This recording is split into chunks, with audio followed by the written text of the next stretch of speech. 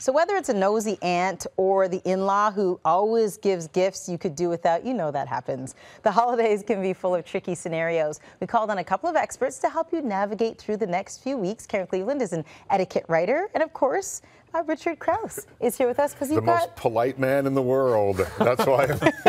Also the most humble. Says it like it is, right? So the two of you here. So what do you want to deal with first? Should we go to the drinking, that family member? Great, yeah, let's do it. Who drinks far too much? Yeah, drunk uncle as they call it. Drunk uncle or auntie. Karen, what do you think? What do you do? Well, yeah, it's terrible, and there seems to be one in every family, whether it's a family member or a friend. So the first thing is to be ensure that you're set up as a good host. Right. So safety first. You need to make plans to get them home safely or host them overnight.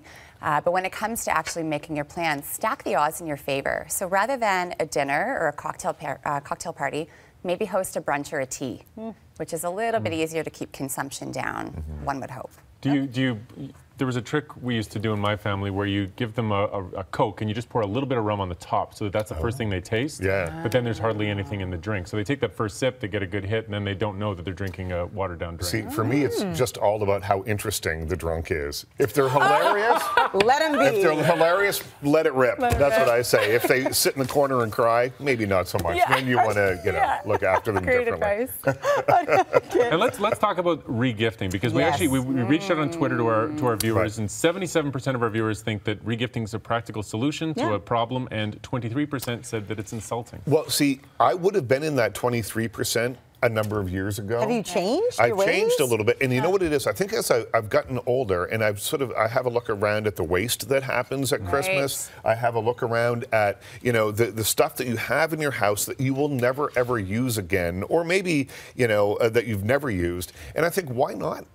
Pass it along. I don't think it's such a bad idea in these times when we're supposed to be recycling and reusing and that sort of thing. And I'm all about saying, you know what? I'm regifting this. I will tell people this is something that I've had for a long time that I think that you would like. Right there. Own it. Own it, right? Yeah. Tell them I you're got two regifting. of these, and I think it'd be really perfect for you. Yeah. I hope you enjoy it. Yeah, don't try to just slough it off. Yeah, right? otherwise it's going to mess with your gift karma. Okay, so gift karma. I love that. I love that. Is not part of the idea of a gift that you're worth so much to me that I decided to spend money on you? Would it not be slightly insulting to say to someone, I'm giving you something that I already had? Yeah, as long as it's done in the context of it's not replacing another gift. So if you're saying, this is all I got the second pair of socks from my Aunt Sue, I hope you like it, then that's very different. Saying, like, by the way, thanks for hosting me for dinner. I got two of these really beautiful candles. Thought you might like one. Well, you can tell when you've been regifted, Totally and the worst is if it's something that you gave them, 3 years ago. Remember and you don't remember and Keep it out of the circle. Keep it out of the circle. Okay, just quickly, we have to get this in because we don't have a ton of time left. What about a gift you don't want? Okay, somebody gives you something, and here's the other part of this question: that the person that's giving you the gift, maybe they know you don't like it, maybe they like it. They like it for you, but you don't like it, and it's more about them. And I'm not talking to anybody in my family in particular, but it's more about them, right, than it is about you. Lie through your teeth. Really? What other love it, possible no matter what. outcome could there be?